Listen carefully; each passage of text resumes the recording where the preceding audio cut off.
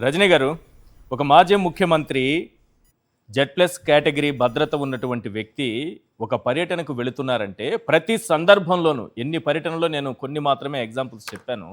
ప్రతి సందర్భంలోనూ ఈ భద్రతా వైఫల్యం అనేది క్లియర్గా కనిపిస్తోంది. నిన్న కేబినెట్ భేటీలో ముఖ్యమంత్రి గారట జగన్ పర్యటన పైన ప్రజల నుంచి వెల్లువెత్తున్న స్పందన పైన చర్చించారట. ఇది మంత్రులతో. ఆ పర్యటనల్ని తప్పుపడుతూ మాట్లాడాలి మీరు, అక్కడ జరిగిన విషయాలను ప్రజలకు వ్యతిరేకంగా చూపించాలి మీరు అని ఒక బాధ్యత కూడా అప్పగిస్తున్నారంటే ఏమనాలి? పోలీసు వ్యవస్థ పనిచేయదు, ప్రభుత్వం బాధ్యత తీసుకోదు. మరి జగన్మోహన్ రెడ్డి పర్యటనల్లో ఎలా సాగాలి? ఎట్లా భద్రత ఆయనకు కల్పించాలి? ఎవరు కల్పించాలి? సార్, ముఖ్యంగా ఇక్కడ పోలీస్ వ్యవస్థ గురించి నేను మాట్లాడే ముందు జక్కంపూడి రాజా గారు ఎవరైతే ఉన్నారో ఆయన ఒక లెటర్ రిలీజ్ చేసినారు. అంటే అంటే ప్రొటెక్షన్ కోసం ఆయన పలానా టైము పలానా టైంలో దిగుతున్నారు, పలానా రోజు పలానా మంది జనాలు గ్యాదర్ అవుతారని ఫుల్ ఫ్లెడ్జ్డ్ గా ఒక లెటర్ డీజీపీకి ఇచ్చారు. డీజీపీ గారు పర్మిషన్ ఇచ్చినారు, అంతా అయిపోయింది. మరి రాత్రి 10:30కి గౌరవ డీజీపీ గారికి ఎవరు ఫోన్ చేసినారు? 10:30 ఆన్వర్డ్స్ ఏదైతే జక్కంపూడి రాజా గారు ఫోన్ చేసి, సార్ రేపు పలానా టైంలో ఆయన హెలిప్యాడ్ లో దిగుతారండి, పలానా ప్లేస్ అండి, అంత చివరి వరకు మరి ఇవన్నీ మాట్లాడుతున్నప్పుడు ఎప్పుడైతే ఫోన్ కట్ చేసిన తర్వాత ఆయనకి ఏమేం కాల్స్ వచ్చినాయి? ఆ కాల్స్ కి రియాక్ట్ అయ్యారా? ఈ కాల్స్ కి రియాక్ట్ అవ్వలేకపోయారా? సో ఇది చాలా ఇది అయిపోయిందండి. ఇప్పుడు ఎక్కడ తెరలేపాలంటే గౌరవ డీజీపీ గారిని ఎవరు కంట్రోల్ చేస్తున్నారు అనేది రాష్ట్రం మొత్తం తెలుసు. కానీ మా జ్యుడిషియరీ వ్యవస్థకు తెలియాలండి. జరగకూడదు ఏమన్నా జరిగితే ఎవరు బాధ్యులండి? టోటల్ పోలీస్ వ్యవస్థ మొత్తం ఫెయిల్ అయిపోయి రాష్ట్రంలో గవర్నర్ పరిపాలన వచ్చేదా అండి? అసలు హెలిప్యాడ్ కింద ల్యాండ్ అయ్యేటప్పుడు వాళ్ళు పైనుంచి మొత్తం అంతా చూసుకుంటారండి. అసలు మీకు అర్థం కావట్లేదు, వింగ్ షెడ్ ఏదో ఇదేంటి ఇరిగిపోయిందని ఆయన వెహికల్లో వెళ్ళిపోయారు అనుకున్నారే కానీ తేడా పడితే అది అక్కడ బ్లాస్ట్ అయిపోతుందండి. లోపలది డీజిల్ పెట్రోల్ అదంతా ముందునే ఉంటుందండి హెలిప్యాడ్ కి. సో వీళ్ళు ఏదైనా నిప్పంటిచ్చారనుకోండి, చుట్టుపక్కల పొలిమేరలు మొత్తంలో తగలబడిపోతుందండి. ఆ వింగ్ ఇమీడియట్ గా పైన రెక్కలు మాత్రం ఆగకుండా ఎగురుతూనే ఉంటాయి. సో దాని తర్వాత జరిగే విధ్వంసాన్ని మనం ఊహించలేము. మీరు అంటుంటే కొంత భయం వేస్తోంది, గగురుపాటు కలుగుతోంది. ఒకసారి పొదిలి దృశ్యాలు చూపించండి. ఏ రకంగా అల్లరి మోకల్ని, అరాచక శక్తుల్ని, అసాంఘిక శక్తుల్ని జగన్ గారి పర్యటనకు పోలీసులు అనుమతించారు. వాళ్ళు చెప్పులు వేస్తున్నారు, రాళ్ళు వేస్తున్నారు, నల్ల బెలూన్లు ప్రదర్శిస్తున్నారు. ఇలాంటి వాళ్ళందరినీ లోపలికి పంపించేస్తే పొదిలి పర్యటనలో ఇక్కడ చూడండి, పొదిలిలో కనిపిస్తుంది మనకి, వాళ్ళు చెప్పులు రాళ్ళు కూడా విసురుతున్నారు. మీరు అన్నట్టుగా ఏ పెట్రోల్ బాంబులు వేస్తే బాటిల్లో పెట్రోల్ పోసుకుని అండి, వాళ్ళతో పోలీసులు ఉన్నారు. పోలీసులు అనుమతించడమే ఇక్కడ ఆశ్చర్యకరం. మేడం చెప్పండి ప్లీజ్.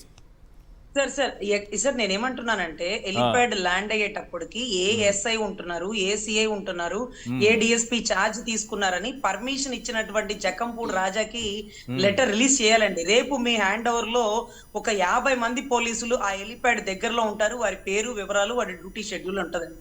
మరి ఆ డ్యూటీ షెడ్యూల్ లో వివరాలు ఇస్తున్నామని చెప్పి రాత్రి 10:30 తర్వాత రియాక్ట్ కానటువంటి డీజీపీ ఎవరికి రియాక్ట్ అవ్వాల్సిన దౌర్భాగ్య పరిస్థితికి వెళ్ళిపోయాడండి. ఏటపోతు తల నరికినోడు నడి రోడ్డు మీద కొట్టుకుంటూ తీసుకెళ్లి ఇదే చట్టం ఇలాగే ఉంటది, మేము ఇలాగే తీసుకెళ్తాం అన్నప్పుడు ఏటపోతు తలకున్న విలువ 40% ఓటింగ్ ఉన్నటువంటి జగన్మోహన్ రెడ్డి గారికి లేదా అధ్యక్ష అని అసెంబ్లీలో గర్జించే గొంతులేవండి. అసలు ఎంత ఆశ్చర్యం అంటే అసలు ఇది failure of the police department కాదండి, జరగకూడనిది జరిగితే అనే యాంగిల్లో ఇది కేసు నమోదు చేయాలా? ఇది డైరెక్ట్ గా నేను రేపు రాజాన్నకి ఫోన్ చేసి ఏ అన్నా ఎంతమందిని పోలీస్ పర్మిషన్ ఇస్తానని ముందు చెప్పినాడు, తర్వాత ఎందుకు క్యాన్సిల్ చేసుకున్నాడు, ఎవరు చెప్తే చేసుకోవాల్సి వచ్చింది, ఎందుకు ఫోన్ కి రియాక్ట్ కాలేదు? రేపు ఆ ఊర్లో ఏదైనా జరిగింది అనుకోండి, తూర్పు గోదావరి జిల్లాలో ఎవరిని అడుగుతారండి? ఏం రాజా ముందు చూసుకోవద్దా అన్ని పెట్టుకుని? ఆయన అలా ఎలాంటి వ్యక్తో తెలుసు కదా, 40% ఓటింగ్ ఎక్కిన వ్యక్తి. జనాలు తీసుకొచ్చేటప్పుడు ముందు ప్రోటోకాల్ తీసుకోకుండా ఎందుకు పిలిపించినావు అని ఎవరిని ప్రశ్నిస్తారు? ఆ లెటర్ పెట్టిన వ్యక్తిని ప్రశ్నిస్తారు. ఆ లెటర్ పెట్టిన వ్యక్తి అన్న ఇక్కడ ప్రొటెక్షన్ తక్కువైపోయిందన్నా, పోలీసులు చేతులు ఎత్తేసారన్నా, ఈ మీటింగ్ ఆపేయండి అన్నా అని కూడా ఆపాల్సినటువంటి అత్యవసర పరిస్థితులు రాను వస్తాయండి. మీరు జరగబోయే విధ్వంసాన్ని అంచనా వేయట్లేదు, కానీ తేడా పడిన రోజులు నిప్పులు తగలబడిపోతాయండి. అది మనం అంచనా వేయలేం, ఎందుకంటే జన సందోహంలో ఇంతమంది చనిపోయారు కాబట్టి రేపటి రోజు జగన్ గారు బయట అడుగు పెట్టకూడదు. ఒకవేళ తొక్కిసలాట జరిగింది, జరగరాని జరిగిపోయింది, కొన్ని ప్రాణాలు పోయాయి. అప్పుడు దీన్ని జగన్ గారి పైన నెట్టేయడానికి దీన్ని ఒక కుట్రగా చూడొచ్చా? ఇంత అస్సలు లేదండి, అస్సలు పోలీసులు లేదు. ఫెయిల్యూర్ ఆఫ్ ద గవర్నమెంట్ అంటారు సార్. అదే. Sir, sir, failure of the government sir. అసలు భద్రత 50 లేకుండా మంది చేసి వ్యక్తులు రో పార్టీలు కూడా చనిపోయినప్పుడు లేకుండా చేస్తే తొక్కిసలాట జరగదా? ఆ తొక్కిసలాటకి ఎవరు సార్, బాధ్యత వహించాలి అప్పుడు? సార్ నిన్నటి రోజు ఒక మహిళని హైలైట్ చేసి చూపించినారు చూడండి. Yes. ఆ మహిళ నా షాపులంతా విధ్వంసం చేసినారు అన్నాడు కదండి. ఆ రోజు ఏం జరిగిందండి? ఆవిడది ఒక పూరిపాక. అవును. ఆ పూరిపాక మించి ఎక్కితే జగన్ గారు కనపడతారన్న ఉద్దేశంతో కుర్రకారు మొత్తం ఆ పాక పైకి ఎక్కేసినారు. ఆయన చూడడానికి ఒక పోలీసు వాళ్ళు లేరు. అరే దిగండి రా, కరెంట్ వైర్లకి పట్టుకుంటే తగలబడి చచ్చిపోతారు రా, దిగండి రా అని అనేవాళ్లే లేరు. ఆ పిల్లలు పాకల పైకి ఎక్కేసి ఆ చుట్టూ ఉండే కర్రల్లోంచి వాళ్ళ బూట్లు కనపడుతుంటే ఆ మహిళ కొడుతుంది దిగండి దిగండి అని. అయినా సరే పిల్లలు దిగట్లేదు సార్. వాళ్ళ అభిమానంతో ట్రాన్స్ఫార్మర్లు పైకి ఎక్కేస్తారు సార్. వాళ్ళని దింపమనే వాళ్ళు ఎవరు సార్? పోలీసు వాళ్ళే కదా. ఏరు వాళ్ళు అంటే ఎన్ని ప్రాణాలు పోయినా పర్లేదు కానీ ఆ మహిళ షాప్ అంట విధ్వంసం అయిందంట. వాళ్ళు ఇంటెన్షనల్ గా కర్రలు తెచ్చి పగలగొట్టలేదండి. వాళ్ళు పైకెక్కి పాకల నుంచి జారి ఆ బల్లాల మీద పడి నడువులు ఇరిగి అదంతా అల్లకల్లోలం అయిపోయిందండి. ఒక చిన్న టేబుల్ విరిగిపోయిందట. కడుపు బాదుకున్నారు, కడుపు కొట్టుకున్నారు, గుండెలు బాదుకున్నారు. ఆంధ్రజ్యోతి పేపర్లో అయితే మరీ పాపం వారి గుండె కోతను మామూలుగా చూడలేము. ఆఖరికి ఆ మహిళ జగన్మోహన్ రెడ్డి గారిని కలిశారు.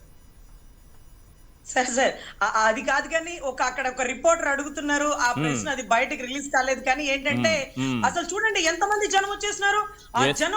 ఆ జనం వల్ల ఎలా జరిగిపోయిందంటే జనం వస్తున్నారా అండి? జనం బాగా వస్తున్నారనమాట జగన్ గారి మీటింగ్లకి. ఈ ప్రశ్న తీసేయండి. ఆ జనం కాదండి, ఆవిడ షాపు విధ్వంసం అయిపోయింది. అంటే జనం బాగా వస్తున్నారన్న మాట చెప్పడానికి కూడా ఆవిడకి అధికారం లేని పరిస్థితి అయిపోయింది. గౌరవ హోంశాఖ మంత్రి వర్యులది.